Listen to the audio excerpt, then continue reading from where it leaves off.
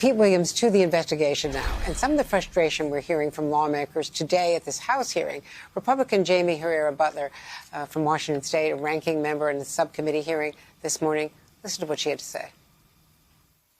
I'm hearing a lot of process and a lot of almost explaining why there's a problem versus hearing how you're going to make sure that there is a command center who speaks into the earpieces of the officers and provides direction and leadership. The part of the problem there was chaos was because each and every one of these officers, boots on the ground, commander or not, had to make a decision with no information. My hat is off to these brave men and women. They saved our lives. And I'm frustrated that I'm not hearing this is how we're fixing that. And Pete, the difference today was that you were hearing from the current acting leaders of the Capitol Police, not the former leaders who had been forced to resign because of what happened on January 6th. What's your takeaway from the hearing today?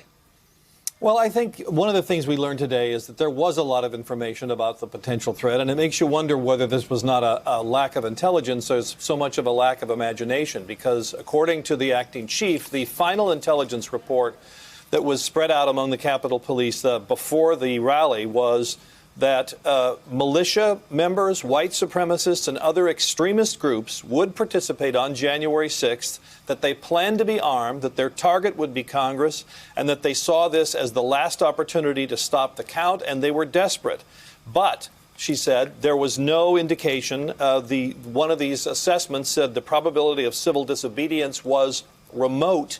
And what the message of the acting sergeant at arms and police chief seemed to be is that nobody thought that tens of thousands of people would attack the Capitol. What they were prepared for was like little pockets of civil disobedience. And we learned today that Capitol Police now think about 10,000 people came to the Capitol grounds, and of those, about 800 got into the Capitol. That's their best estimate. They said there were something like 35,000 people down at the rally, and about 10,000 of them came to the Capitol. But there was a lot of frustration about the radio systems, and especially at this Capitol Police Board that had to approve any request for the National Guard. One member of Congress today said it's like your appendix. It doesn't do anything.